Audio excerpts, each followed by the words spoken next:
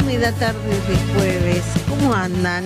Bienvenidos. Estamos acá en vivo y en directo proponiéndoles acompañarlos en esta siesta prolongada que se va a hacer hoy porque el tiempo va a seguir inestable para reflexionar sobre algunos temas que el país, cuando se dan determinadas situaciones, lo vive con fragor, con preocupación. Fue el caso de Maya. ¿Se acuerda? Hace una semana estábamos hablando de una chiquita desaparecida.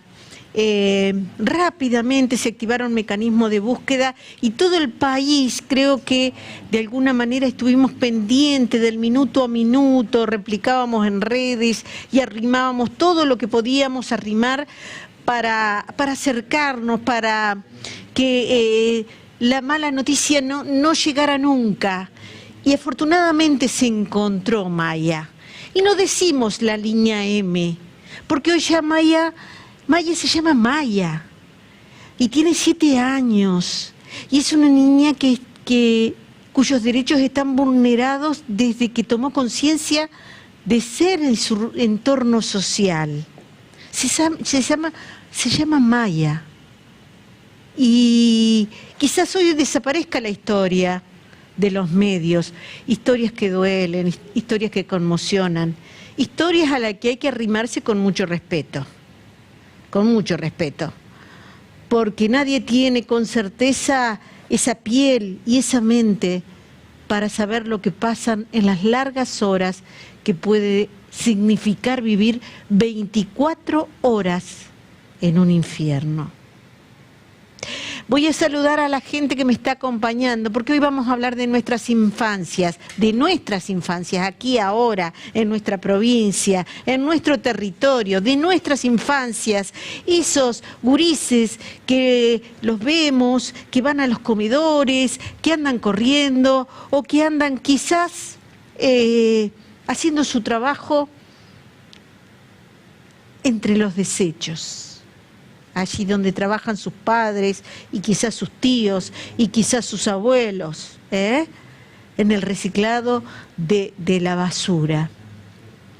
Esto tiene muchísimas aristas y es imposible abarcarla en una hora. Solo nos vamos a asomar a una problemática que no hay que correr tan fácilmente de la visión, porque también habla de un país y habla de una provincia y hablan de un estado de situación.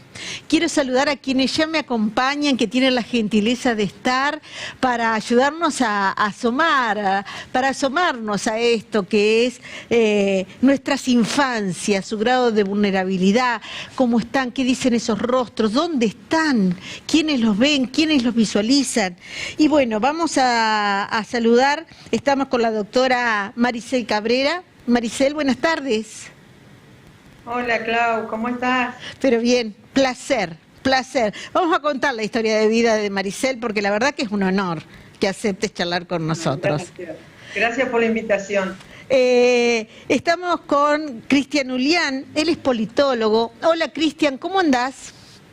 Hola Claudia, un gusto estar con ustedes y compartir esta charla con profesionales de la talla de San Mundial. Muchísimas gracias. Está Mariano Martínez, coordinador del operativo Banco de Alimentos. Mariano, buenas tardes. Ay, se nos fue Mariano. Mariano, ahí está. Acá estoy. Buenas tardes a todos, ¿cómo están? ¿Cómo estás? Gracias por la invitación y vamos a compartir también un poquito la presentación del tema de hoy. Exacto. Y Ana Laura Cazorla, coordinadora del CONAF. Ana Laura, ¿cómo estás? ¿Qué tal? Buenas tardes, ¿cómo están? Espléndida, Ana Laura. Ana, ¿qué edad tenés? 36. Muy bien llevados, gracias. Ana Laura. Y bueno, nosotros, como le dijimos, un programa de 1 hora, es difícil abarcar realidades. Le voy a permitir y voy a permitirme con nuestros invitados compartir 2 minutos y medio. Esto es un pequeño documental, mini documental, que hizo la organización Suma de Voluntades, explicando un poco a dónde ellos están tratando de apuntar desde hace muchos años. Es una de las tantas ONG que que están trabajando en el barrio San Martín. ¿Y por qué voy a tomarme 2 minutos y medio? Porque de esta realidad, lo pongo en situación, de esta realidad vamos a hablar hoy. Adelante, señor director.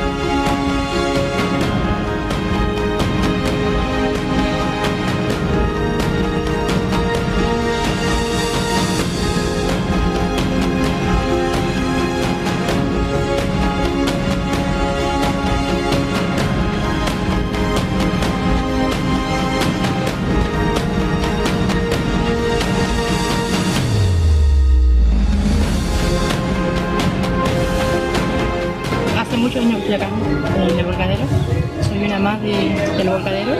Se hace difícil el día a día, el ponerle el pecho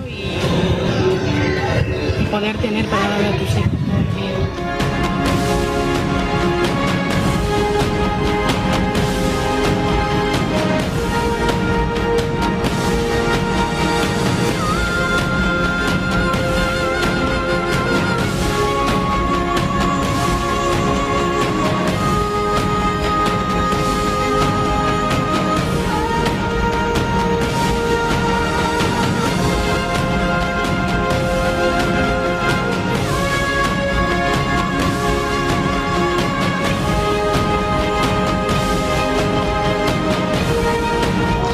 Y te levantás y querés seguir peleándola, pero por ahí llega un momento de que duele el cuerpo, que duele la vida.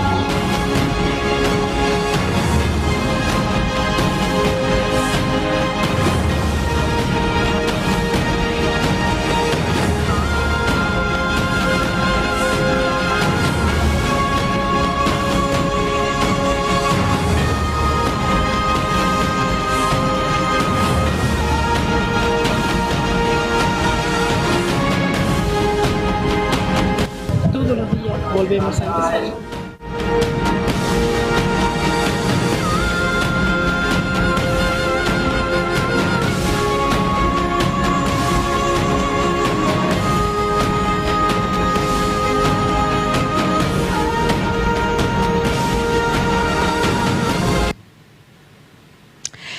Emociona, duele, atraviesa.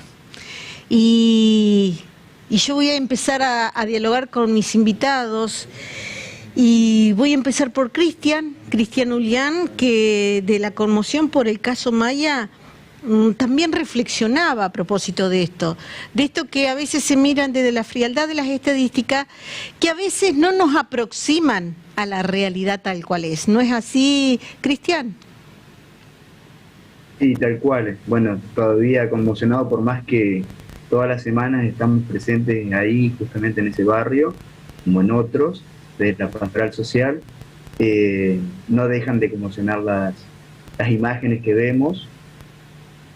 Cuando uno habla de pobreza, por ahí se dan muchos números. Nosotros, los que estamos vinculados a la academia o a la gestión pública, manejamos esos números. Pero se pierde de vista lo principal, que son las personas. Y cuando uno tiene hambre, realmente es una sensación agobiante. No sé si alguno de los que está en el panel ha tenido que pasar por esa situación. En mi caso sí es así. Y es una situación que no es deseable a nadie.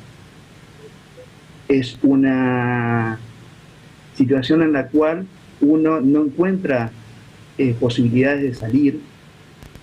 Es como que uno está encerrado en una pieza muy pequeña, sin oxígeno. y si no es con ayuda de un tercero, es muy difícil salir.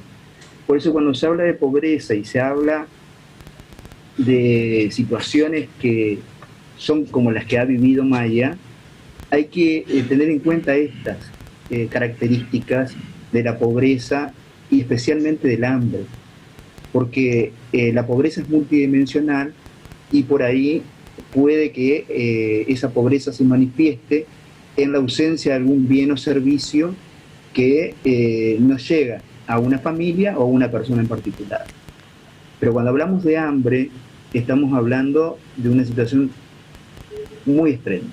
Muy extrema, con consecuencias concretas, a eso vamos. Sí, las consecuencias parten, en primer lugar, desde el momento en que se da esa situación de hambre, que si se da en la etapa de, bueno, creo que Maricel es médica, si se da en la primera infancia, tiene consecuencias neurológicas y cognitivas importantísimas. Cuando el cableado neurológico uno tiene que estimularlo y brindarle amor y alimentos, vamos a encontrar personas que prácticamente no están cableadas, o sea, el cableado neurológico es muy inferior al que tiene aquel que ha recibido los estímulos del alimento. Entonces, es muy importante que los niños, especialmente en la primera infancia, tengan la posibilidad de acceder a alimentos. Pero esto hay que sostenerlo a través del tiempo. Y no sé si alguno de aquí es docente, pero cuando uno está en el aula y los chicos se distraen, se dispersan o se duermen, muchas veces está vinculado a esto. Y no es casualidad que en este barrio, como en otros barrios de esta zona, si uno suma lo que es el desgranamiento de matrícula, la sobriedad y la repitencia, está en el orden del 85%, cuando en establecimientos educativos a 15 cuadras, en peor de los casos, está en el orden del 12%. Vamos a hacer una pausa ahí porque quiero transformar los números en historias de vida. 85% que no están en la escuela, porque la pregunta que guía este programa, ¿dónde están esas infancias? ¿Quién las mira? ¿Quién las protege? Y llegamos a la vulneración de derechos. Yo voy a ir pivoteando siempre con el CONAF, por eso le pedía a Ana Laura que estuviera presente alguien del CONAF, porque si hay algo que no puede faltar en esta hora es compromiso. El último relevamiento del Ministerio de Desarrollo Social de la Nación a noviembre del año pasado, un año muy particular, pandemia de por medio, que todas las estadísticas se empezaron a desfigurar, hablaba de 700.000 niños, 700.000 niños que están fuera de toda protección, y por eso hablaban de una ampliación de la asignación universal para llegar a más puntos del país, a lugares más alejados, para tratar de incluirlos.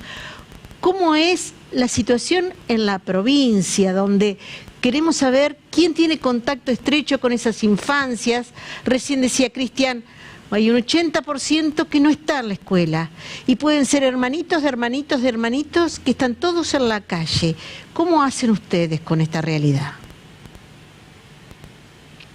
Bueno, nosotros básicamente intervenimos en situaciones donde recepcionamos algún tipo de denuncia, ¿sí?, que esté relacionada directamente a la vulneración de derechos de niños. Puede ser desde educativos, alimentación, salud, digamos, hay distintas formas de recepcionar.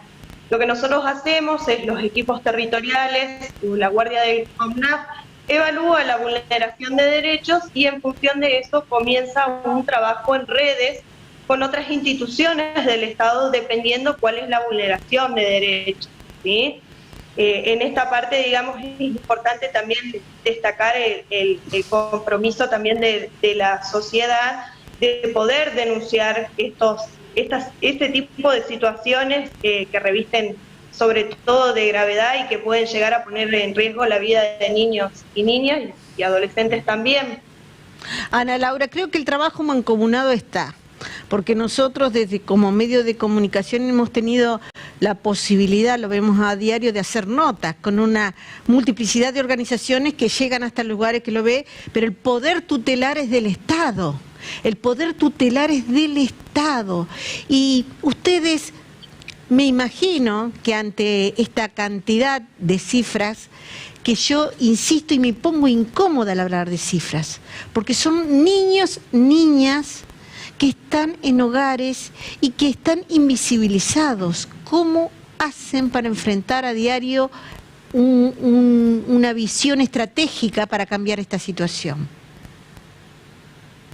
En realidad, digamos, nosotros, vuelvo a repetir, más allá de las ONG como suma de voluntades y demás, tenemos que trabajar en corresponsabilidad con distintas instituciones del Estado para poder aunar los esfuerzos y poder dar respuestas a las problemáticas. La pobreza estructural que lamentablemente tenemos hoy en la sociedad en muchos sectores no es motivo de separación del niño de su grupo familiar, ¿sí? Tiene que estar en riesgo la vida del niño. Entonces lo que nosotros hacemos es trabajar en torno a medidas de protección que restituyan esa vulneración de derechos, ¿sí? Por ejemplo, si el problema es que no está incorporado en el sistema educativo, trabajamos para incorporarlo en el sistema educativo. Para resguardar el derecho a la alimentación, coordinamos con comedores escolares, con comedores comunitarios, gestionamos a través de la municipalidad distintos bolsones, vamos tratando de generar los recursos para que el niño siempre pueda estar dentro de su entorno familiar, ¿sí? ¿Hay un equipo interdisciplinario que hace un diagnóstico cercano y expeditivo a una realidad? Es decir, les toca decir, esta criatura, 1 año, 2 años, meses, 15 años, no puede estar viviendo acá. ¿Qué tan frecuente es esto? Y esto es la tarea diaria nuestra. Nosotros todos los días recibimos presentaciones. En la ciudad de Paraná hay 5 servicios de protección de derechos conformados por equipos profesionales que son los que tienen la tarea ardua de trabajar directamente en la comunidad, en el territorio, y son los que evalúan las situaciones y los que sugieren cuando no pueden estar al cuidado de sus progenitores. Por el otro lado tenemos un departamento de atención permanente que es la boca, digamos, de entrada de todas las situaciones que revisten de gravedad y necesitan de una atención inmediata. Esto es un servicio que funciona los 365 días del año, las 24 horas, también conformada por un equipo de profesionales. Y yo la pregunta, porque la sensación cuando uno ve de cerca estos documentales, estas situaciones que son historias de vida muy fuertes, con mucha carencia, digamos, a una sociedad que se aproxima a través de un medio, la televisión, dice, pero ¿cómo no hay nadie que lo saque de allí? Los otros días desde el CONAF mismo, en una nota, Canal 11, decían 300 llamados diarios, 300 llamados diarios. Después del llamado, ¿qué pasa? Se evalúa la urgencia de la situación, ¿sí? Porque los llamados no solo son relacionados a una vulneración de derechos específicos, sino que tenemos denuncias de abuso, maltrato, recepcionamos todo tipo de denuncias y se va despejando las situaciones y derivando a los servicios de protección de derechos, que son los que después le dan continuidad en el territorio. Pero hay una primera evaluación que es inmediata por parte del Departamento de Atención Permanente. Yo he tenido la posibilidad de hablar con directores de escuelas, con maestros, con docentes, que son, en los mejores de los casos, ese 20% que existe, los que los ven. Y hablan de una realidad, por ejemplo, de niños con marcas, y cuando te hablo de marcas, te digo de puñaladas, por ejemplo. ¿Qué se hace ante estos casos? Ante esos casos la escuela tiene que activar, digamos, todas las medidas de protección. En este caso la escuela puede comunicarse a la línea 102 y hacer la denuncia, brindando todos los datos del niño o elevando algún informe, dando cuenta de cuál es la situación del niño para que nosotros podamos intervenir. En el equipo de trabajo, porque sé que es un equipo de trabajo en el CONAF y sé que está toda la provincia y que las problemáticas por ahí los desbordan, ¿sienten como que tienen recursos limitados para una realidad tan compleja, tan grande, tan abarcativa, tan numerosa? Mira, en realidad sí, los recursos yo creo cuando nos enfrentamos a este tipo de situaciones nunca son suficientes. Sí te puedo decir que hay mucho compromiso por parte de los trabajadores a la hora de trabajar con este tipo de situaciones, que son complejas de por sí y el CONAF solo no puede. Esa es una realidad, por eso apelamos a la corresponsabilidad. Es necesario que todos trabajemos en la misma línea y por eso es que trabajamos en territorio, intentando generar espacios de contención, de promoción, de prevención, ¿sí?, para tratar de generar recursos dentro de la comunidad que nos permitan contener a los niños y niñas y adolescentes. Voy a hablar ahora con la doctora Maricel Cabrera. Yo lo dije cuando la presenté de alguna manera, para mí es un honor tener una persona del talante de Maricel, una historia de vida que merece ser un ejemplo y que no la quiero poner incómoda, pero la verdad que cuando uno los ve caminando en territorio, ella es médica, pediatra, y hace mucho que está en una ONG y ahora nos va a contar brevemente en qué ONG está. Pero lo que a mí me interesa que cuenten es cómo son esas infancias, cuáles son sus angustias, sus preocupaciones, que los ve todos los días en un comedor. A ver. ¿Qué haces, Claudia? ¿Cómo andas? Bien. Bueno, primero te quiero aclarar que no soy pediatra. A ver. Yo me dedico a la estética. Yo me dedico a la estética. Ajá. Nada que ver con lo que hago. Te tenía como pediatra, dale. Sí, estuve mucho tiempo en el San Roque, en el servicio de genética, pero bueno. Mi fuerte es la estética.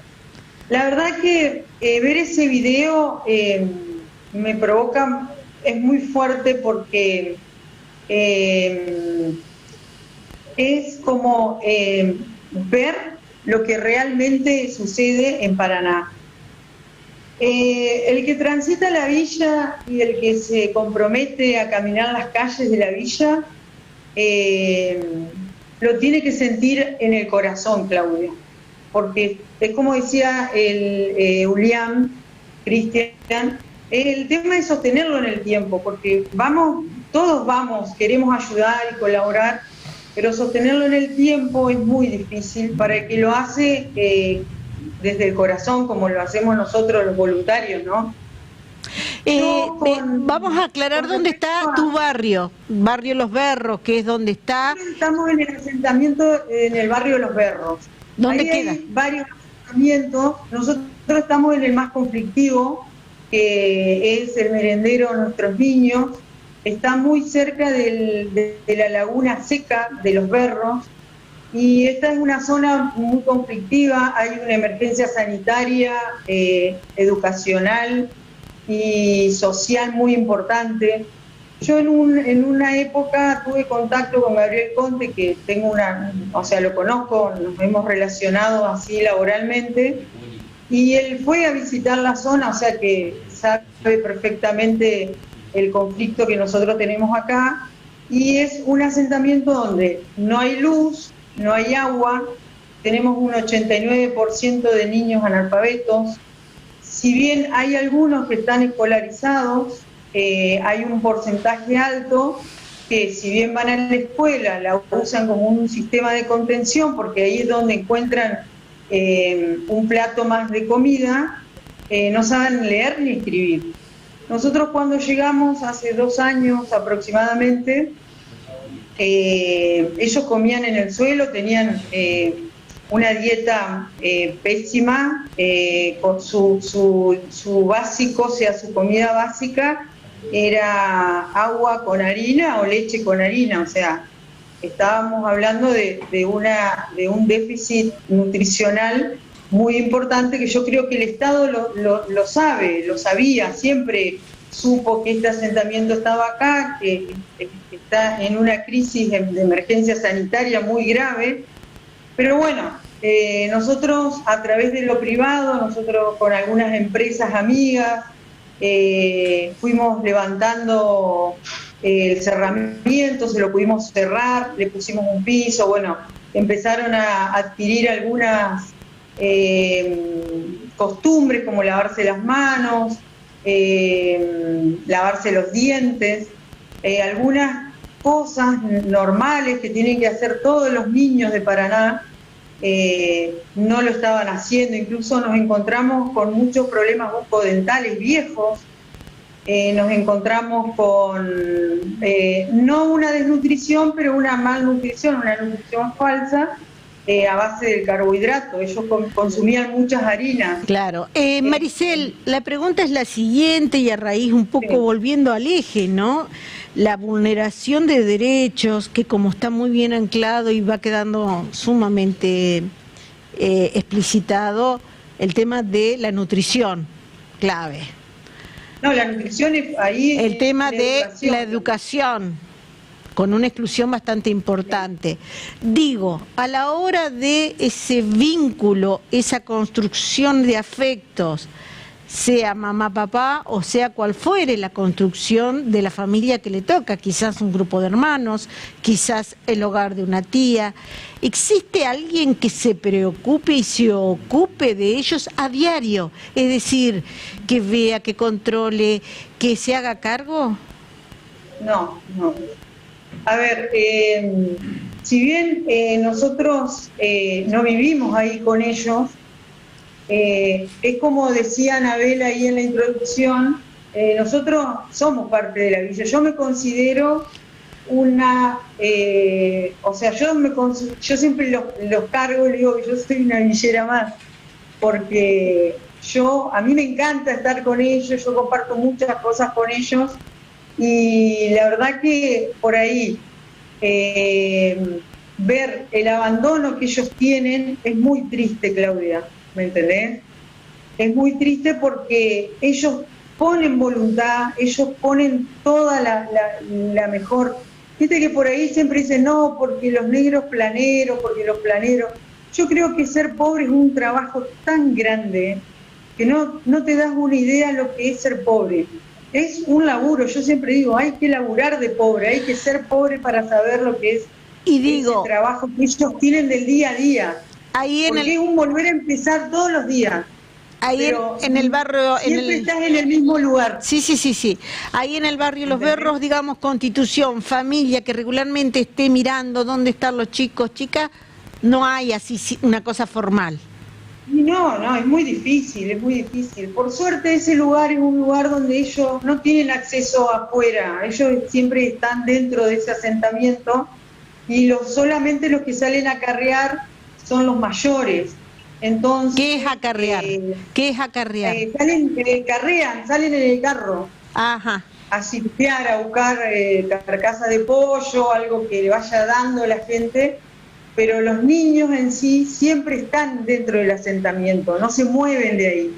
Entonces eso hace también como una estructura de seguridad porque de ahí no salen ellos, ¿me entendés? Sí, pero igual, andan en el monte, andan en la oscuridad, y la verdad que no los controla nadie. Digamos, nosotros hemos pedido muchas veces un censo, para saber, porque nosotros podemos tener la ayuda de mucha gente de lo privado, pero si no sabemos, estamos con datos sesgados. Empezamos con 27 niños y hoy tenemos 60. Claro. O sea, no, pero yo no te puedo decir quién va a la escuela, quién no va a la escuela, porque claro, no tenemos... No. Aparte, digamos, me imagino, entre sostener eso, no se puede llegar con todo. Y voy a otra gente que tiene similar frecuencia que este grupo solidario, que es Mariano Martínez, que él coordina. Voy a ir a un coordinador del operativo del Banco de Alimentos, no es Mariano, o sí, a ver, ¿está Mariano? ¿Mariano? Aquí estoy. Mariano, ustedes también, por otra circunstancia, que es estar en esa fina clasificación de los alimentos que no es que sobran en el supermercado, pero que tienen esa fecha de incertidumbre en los vencimientos que los hace potable para que entren en otro circuito, el circuito solidario. ¿Qué es lo que ven? ¿Qué es lo que ven ustedes en esos chicos que van a tener contacto directo? ¿Hay alguien que cuida? ¿Hay alguien que se hace cargo? ¿Hay alguien que está presente? ¿O es una cadena de mayores a menores, natural, que se hacen cargo entre todos como pueden? Sí, aparece esta figura, ¿no?, tan importante que es de los barrios, que son como las madrazas, digamos, ¿no?, las madres que empiezan a hacer las meriendas, y primero eran los chicos del barrio y se sumaron y de repente, como contaba recién Maricel, eran 20 y cuando te diste cuenta eran 60, 80 y 100 y bueno, y tuviste que separar en grupos para darles la leche o lo que tuvieras y empezar de a poquito, hacer la comida una vez a la semana y así se va sumando, ¿no? Así va acercándose las personas, digamos, de distintos barrios de todo Paraná al banco de alimentos, ¿no? Y acá también nosotros hablamos de números siempre concretos para saber la cantidad de personas a las cuales acompañamos. Y como decías bien, Claudia, esto es justamente por esta incertidumbre que decías de la fecha de los alimentos que van llegando. Tenemos donantes que ya son nacidos, digamos, muchos de ellos explotó, digamos, todo este tiempo con la pandemia el año pasado. Recuerden que al estar cerrado todos los comedores, todo cerrado, por más que hubieran los módulos de alimentos que daban en algunos lugares y puntualmente y esporádicamente, muy esporádicamente, el banco de alimentos explotó, digamos, ¿no?, en la cantidad de instituciones que empezamos a acompañar, de comedores que se armaban y que apenas tenían algo para cocinar, en una ollita chiquita, y bueno, y así se va haciendo un relevamiento y se va tratando de ordenar y acompañar en estas situaciones, ¿no? Justamente por estos aportes que hacen las empresas y se da, digamos, también esta mejora, digamos, la calidad, digamos, nutricional, ¿no? No solamente nosotros tenemos, por ejemplo, lo que principalmente se trata de ver y de ir rotándolas, porque las donaciones tampoco son tanta cantidad, pero son muchas, con la cantidad de relevamiento. Imagínate que hoy tenemos 147 organizaciones a las que estamos asistiendo. 147 organizaciones. Que cuando ustedes, hay yogures, formales. Bueno, una semana va... ¿Cómo? 147 organizaciones formales, es decir, cada organización en un barrio... Formales y con lista de espera. Tenemos más de 50 organizaciones en lista de espera. Porque también, digamos, eso hay que ir a hacer un relevamiento, si realmente existe, cómo funciona, si están realmente la cantidad de niños que van o no. También en todo esto está, digamos, uno tiene que corroborar, ¿no? Porque sigue existiendo, digamos, también en todas las personas que tienen buena voluntad y otras que no tanto. Entonces, de esa realidad que escuchan, Mariano, esto de los chicos un poco librados a la suerte, ¿es moneda común? ¿Es la tragedia que los atraviesa a todos por igual? Sí, vos sabés que lo que te decía recién, que aparece esta figura de madre, digamos, que se empieza a cocinar, pero después se da cuenta que no, que tiene que, a ver, ¿y qué hago con los chicos durante el resto del día? Y empiezan a organizarse y hacen juegos y les consiguen una pelota y arman una canchita y después se dieron cuenta que algunos que van de la escuela ya no tienen y bueno, y se organizan. Y es como lo lateral que sigue organizar la vida alimenticia de un niño, digamos, ¿no? Es que uno empieza con la taza de leche y después, bueno, algo para acompañar la leche y ya no alcanza porque el pibe capaz que es la única comida que tiene en el día y bueno, y pensemos en un día para cocinar y ustedes, Banco de Alimentos, me pueden ayudar y bueno, vamos a ver lo que tenemos, claro, vamos organizándonos y ya surge la comida. Pero están, digamos, alrededor de ese comedor, de esas cuestiones, pero los chicos están en la calle, digamos. Al COMNAF, porque yo me imagino, Ana Laura, debe ser una... Si estas organizaciones que están en dos puntitos de la ciudad de Paraná diferente, muestran esta realidad, no quiero saber lo que debe ser la provincia. ¿Cómo se preparan ustedes para esto? En realidad vamos trabajando el día a día, desde ya te digo, el compromiso de los trabajadores, sobre todo en esta época de pandemia, ha sido muy grande. Hemos trabajado con muchísimas dificultades, sin el apoyo de todas estas instituciones que son fundamentales a la hora de pensar que los chicos sigan en su familia. La ONG Suma de Voluntades, las chicas de acá de Los Berros también, que he escuchado mucho. Yo soy nueva en la coordinación, así que por eso no nos conocemos tanto. Todas esas instituciones de repente no estuvieron y nos pusimos al hombro, digamos, muchas situaciones y trabajamos en mucha soledad. Por eso yo destaco todo el tiempo más allá de todo, digamos, la predisposición del trabajador, de estos que patean el barrio. Yo vengo de patear el barrio, conozco muchas de estas realidades, entonces creo que es importante que podamos reconocer a los trabajadores de la niñez, sobre todo desde el COMNAF, que por ahí están un poco mal vistos, y en realidad, digamos, el esfuerzo y el trabajo que se hace es mucho. Hoy por hoy en el COMNAF se está participando de la mesa local de primera infancia, que bueno, es justamente para unar esfuerzos, para trabajar en torno a la niñez y tratar de generar todos los recursos y estrategias posibles, digamos, para poder atender todas las necesidades. La idea es de vuelta a trabajar mancomunadamente con todas las organizaciones de la sociedad civil, con todos los organismos del Estado que atienden la niñez, y establecer una línea de trabajo que nos permita hacer frente a esta situación. Lamentablemente el contexto de pandemia nos ha dejado muchísima más pobreza, y esto hace que sea difícil. Las realidades que cuentan cada uno de los chicos las conocemos, y bueno, estamos tratando de hacer todo lo posible. La última, porque me voy a quedar sin tiempo, si no, y quiero establecer una comunicación que me interesa telefónicamente hablando, ¿no? Como vos lo dijiste y lo destacaste, la predisposición del organismo, la predisposición de los trabajadores. Has caminado en territorio y sabés que la acción ante la emergencia, porque de todos los derechos vulnerados, obviamente los que destruyen una infancia son los que atentan contra la integridad de los niños. Niños que no tienen visiblemente ni una mamá ni un papá a cargo, ni una abuela, ni nadie, y se pueden permitir, como le pasó a Maya, estar ausentes sin que nadie lo note. En eso, ¿ustedes creen ser eficientes a la hora de llegar a territorio y habilitar medidas? Porque de pronto el debate que debe ser riguroso, debe ser necesario, y vamos a reunirnos a ver qué diagnóstico tenemos. Está bueno que se haga, pero hay emergencias que se deben atacar aquí y ahora. ¿Ustedes sienten que llegan en la oportunidad que esta realidad merece? Mira, si nosotros recepcionamos la denuncia en tiempo y en forma, los mecanismos se activan enseguida, ¿sí? Lo importante es poder identificar esas situaciones. Nosotros vamos por una línea de trabajar identificando estos referentes barriales, que son los que conocen las realidades de los niños, los que muchas veces nos colaboran en la intervención, y siempre que se detecta un caso tratamos de actuar lo más inmediatamente posible. En algunas veces llegamos a tiempo, otras veces tal vez no tanto, pero bueno, cuando recepcionamos la denuncia se va en la inmediatez. Gracias por tu tiempo, sé que tenías cosas por hacer esta tarde y bueno, estuvimos hasta último momento sin saber quién venía del COMNAF. Gracias por estar, porque hay políticas de Estado de las cuales no nos podemos correr y la palabra autorizada no tiene que ser la nuestra.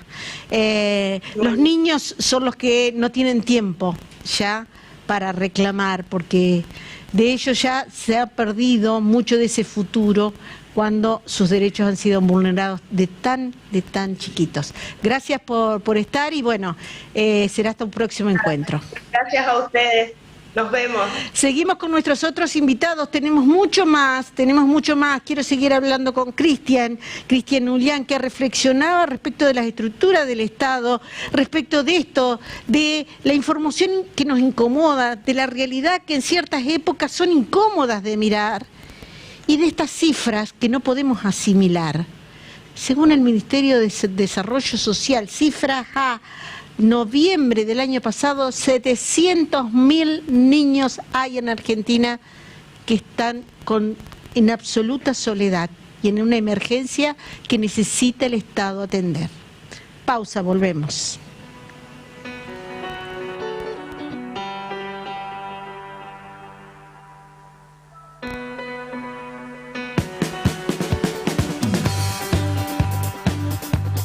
¿Podemos hablar?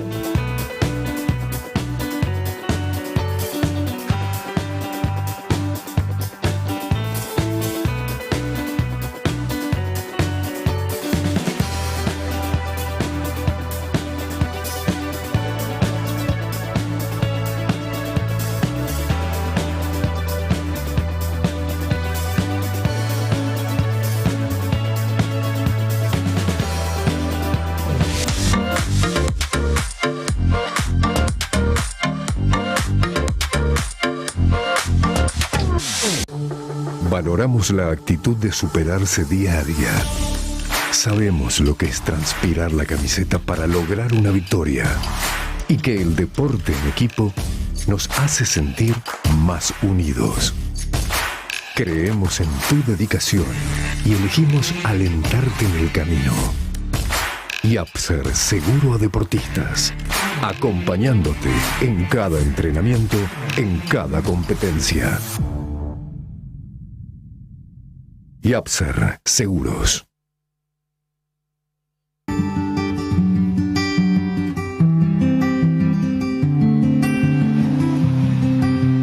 Natal Spa, en Italia 139.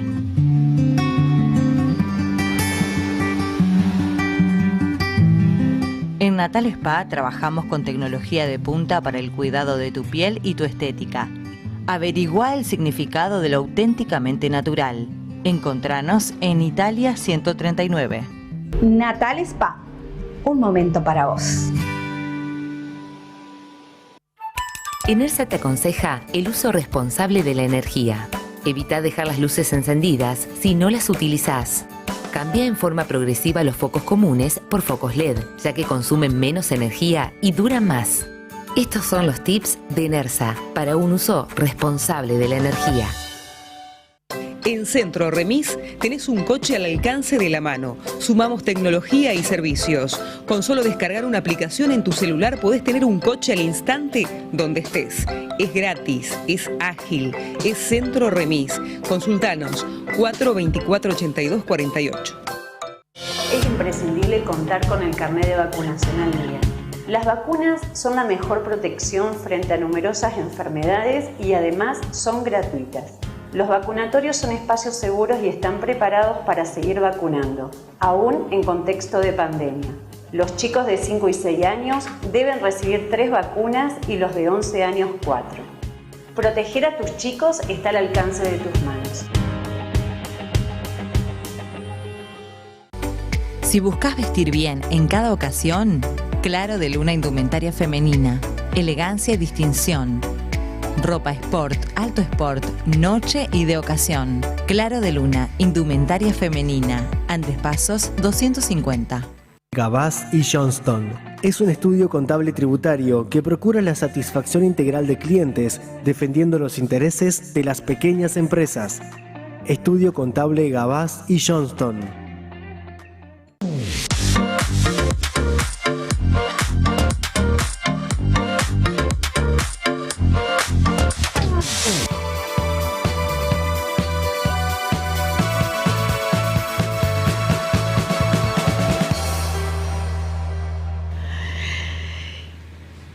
Y ustedes saben que estamos en pandemia y que nos tenemos que cuidar y mucho y que estamos próximos a enfrentar una nueva etapa de esta pandemia.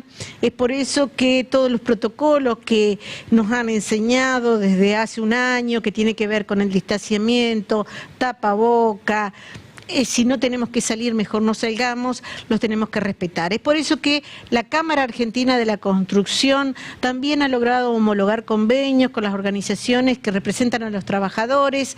En estos convenios se establece que debe estar identificado un lugar de aislamiento para el trabajador que presente síntomas compatibles con COVID. Allí debe ser puesto a disposición, a la espera de que vayan las autoridades sanitarias para hacer los controles respectivos y poder atenderlo y proteger la salud de los demás. Es un consejo de la Cámara Argentina de la Construcción. Seguimos en el debate, 16 minutos la hora en la Argentina.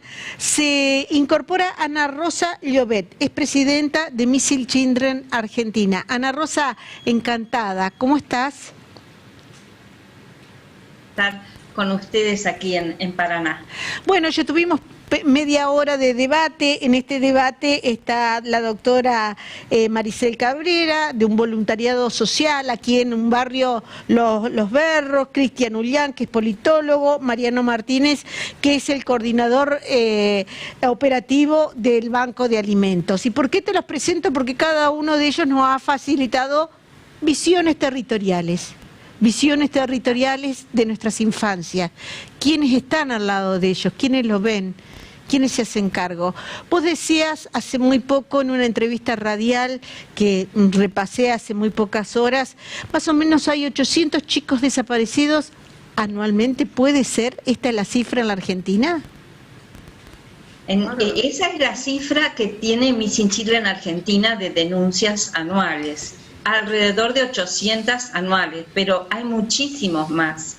Si pensamos en todo el país, a lo largo y ancho del país, la cantidad de menores que se pierden es muchísima, y de esa cantidad de menores que se pierden nosotros recibimos una parte menor de las denuncias. La mayor parte de las denuncias que nosotros recibimos son de Capital Federal, de la provincia de Buenos Aires y puntualmente de distintos lugares del país, pero hay grandes zonas que todos conocemos que son difíciles en cuanto a esta temática de menores perdidos y cuyas denuncias nunca recibimos. ¿Qué diagnóstico tienen de Entre Ríos? Nosotros tenemos pocas denuncias de Entre Ríos, pocas denuncias. En realidad lo que intentamos es federalizar lo más posible las búsquedas. Estamos trabajando en convenios con algunas municipalidades, inclusive de ahí de la provincia de Entre Ríos, con la idea de difundir las imágenes de menores perdidos a través de las boletas de la luz, de las boletas municipales. Un poco la idea es no solo que se difundan esas imágenes, que es fundamental porque nuestro trabajo consiste en difundir la imagen para que alguno pueda aportar información, alguien que reconozca en su contexto a alguno de esos menores que están en búsqueda. Bueno, no solo para eso, sino también para que la gente sepa que puede contar con nosotros y que aquel que tenga un menor perdido, comunicándose a nuestro 0800, que lo voy a decir porque me parece importante, el 0800-333-5500, es el número de contacto con Missing Children. Nosotros ahí recibimos denuncias de todo tipo, consultas, quienes buscan orientación mínima, la mínima que podemos dar, porque nosotros no hacemos asesoramiento legal, pero sí le podemos indicar cuáles son los pasos a seguir en el caso de que un menor se pierda. Y también recibimos información sobre distintos datos que nos puedan brindar acerca de estos menores que estamos buscando y que figuran en nuestra página. ¿Ha pasado? ¿A través de quién le llega la denuncia a ustedes? Nosotros a través de muchísimos medios. Las comisarías nos mandan casi en forma automática. Las comisarías que están dentro del ámbito de la provincia de Buenos Aires y de algunas del interior, pocas. A pesar de que insistimos muchísimo en que es, digamos, que estamos recepcionando cualquier tipo de denuncia que esté referida a menores perdidos desde cualquier lugar del país. Sin embargo, la mayoría son de la provincia de Buenos Aires. ¿Y pasa frecuentemente que, o pocas veces, que no se encuentran los niños y que nadie pregunta y nadie reclama y pasa a un segundo o tercer plano? Hay un poco de todo. En muchos casos hay desinterés. No es lo habitual, pero a veces hay desinterés de parte de los mismos padres. Hay veces que los padres plantean que están tan conflictuados que no saben qué hacer con sus hijos. Yo creo que el principal problema es que el menor que se pierde es noticia cuando se pierde, y a veces pasa el tiempo y no se sabe nada y deja de ser noticia aún cuando no haya aparecido. Y bueno, ese es uno de los temas que a nosotros nos preocupa, porque dentro de esa cantidad de menores que tenemos perdidos, hay un porcentaje de ellos que están perdidos desde hace muchísimo tiempo y no son visibles ni en los medios de comunicación, ni de ninguna otra forma, más allá de todos los intentos que nosotros hacemos por seguir difundiendo sus imágenes, ¿no? Y yo voy a charlar un chiquito con Cristian Ullán. Él es politólogo y también trabaja para algunas organizaciones sociales.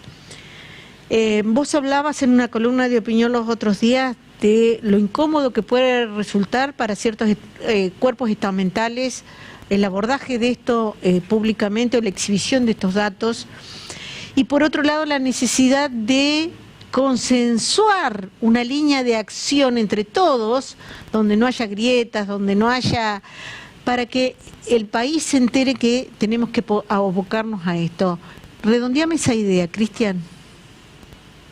Estamos muy acostumbrados que los organismos públicos, algunos cuando renuevan autoridades, caemos siempre en las medidas fundacionales.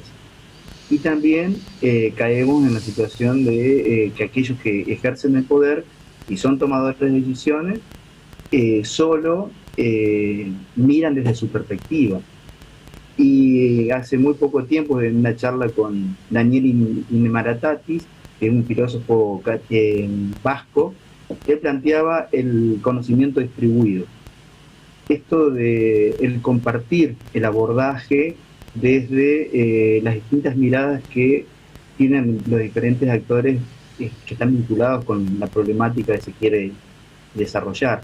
Entonces, los consejos económicos y sociales, por ejemplo, que se conformó hace muy poco tiempo en Argentina, como también lo que está establecido en nuestra Constitución provincial, que es el Consejo Económico Social, y la Comisión de Responsabilidad Social, que en los últimos 2 años no ha funcionado, y que existe una legislación que hace que aquellas personas, como el caso de César, de Maricel, que desde la responsabilidad social individual o particular tienen presencia de su actividad en los distintos barrios, podamos hacer ese abordaje en forma cooperativa, dejar de ver la política como un ambiente de conflicto y pasar a ver la política desde una mirada colaborativa, cooperativa, en la cual cada uno aporta su experiencia, su mirada, para que aquellas acciones que se llevan adelante tengan mayor impacto. Por ejemplo, un caso muy tangible, lo que hace el Banco de Alimentos. El Banco de Alimentos no va directamente a ellos y entregan eso que es tan necesario, tan importante como es esas calorías, esos nutrientes que necesitan los chicos. Se vincula con las organizaciones que están trabajando en el territorio y a través de ellos hace posible que esas personas accedan a alimentos. Entonces tenemos que trabajar en forma colaborativa. Yo voy a esto, dejar ¿no? de lado los de egoísmos. Comparto esto de que no está bueno la visión segmentada ni las acciones segmentadas. Pero esa criatura que puede tener 5, 4, 3 o 12, 15 o 9... nadie está viendo qué hace con su tiempo, porque si está excluido o no va a la escuela, y a nadie le importa que no vaya a la escuela, está en las calles, donde la drogadicción hoy por hoy sabemos que tiene secuelas profundas. Por eso una madre utilizaba una niña para algún ingreso dinerario que le permita seguir consumiendo, digamos. Estas realidades que son emergentes y que son urgentes, ¿por qué no se pueden abordar en el momento oportuno? Mira, hoy está lloviendo, ahora lo siento, acá en mi ventana está lloviendo muy fuerte en Paraná.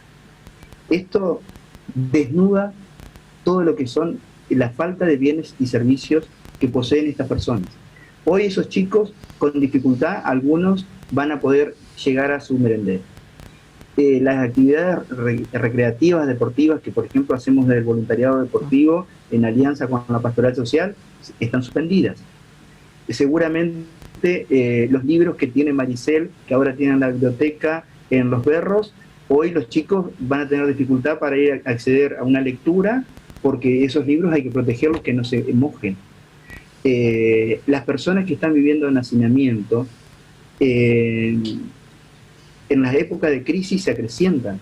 ¿Por qué? Porque el varón en la Argentina abandona el hogar generalmente en las crisis. Lo vimos en el 89, lo vimos en el 2001 y lo estamos viendo ahora. La mujer, ante la incapacidad de poder atender las necesidades de sus hijos, muchas veces se hace de otra pareja.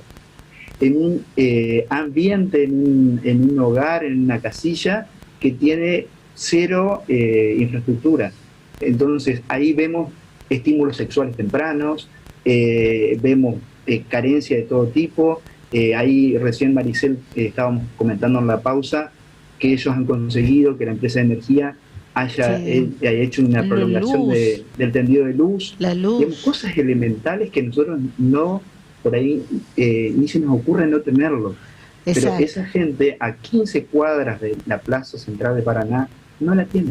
Perfecto. Yo corridita con el tiempo, pero quiero aprovecharlo porque es muy valioso lo que ustedes están aportando.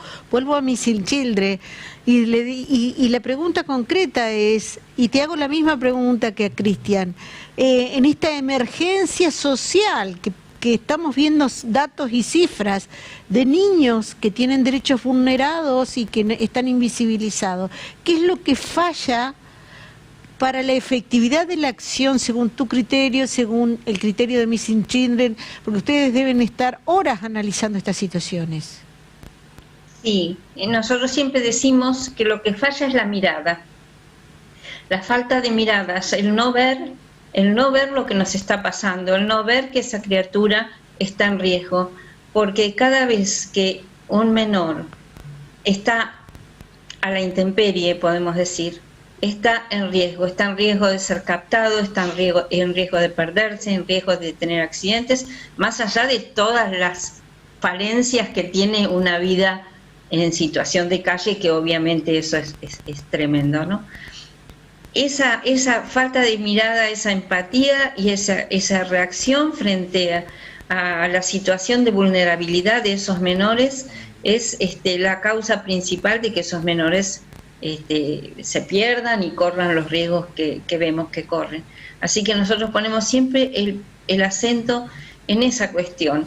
Nosotros buscamos, no nos ocupamos ni de las causas, ni nos ocupamos después de lo que ocurre una vez que ese menor es encontrado. Nuestro objetivo es básicamente encontrarlo, que no esté perdido. Que no esté perdido, que no es poco. Reconocemos que hay un fuerte componente social y político en la situación en que vive cada una de esas criaturas. Y vuelvo a Maricel, porque quiero que ponerte en palabras tuyas, que estás en contacto con esa realidad, que ves esas caritas, esos pies descalzos, o que estás pensando que la lluvia quizás te impida ir por 2 o 3 días. ¿Qué cosas fallan para no poder acercarse a esos niños y darle un manto de protección que les garantice una esperanza? Nada más que eso, la esperanza de que algún día van a salir de esa situación. Es cierto, coincido mucho con Ana que dice que falla la mirada, y es cierto, porque pasa que ellos entran en un sistema de marginalidad que con el tiempo van pasando como a desaparecer del sistema y empiezan como a ser un fantasma dentro de la sociedad.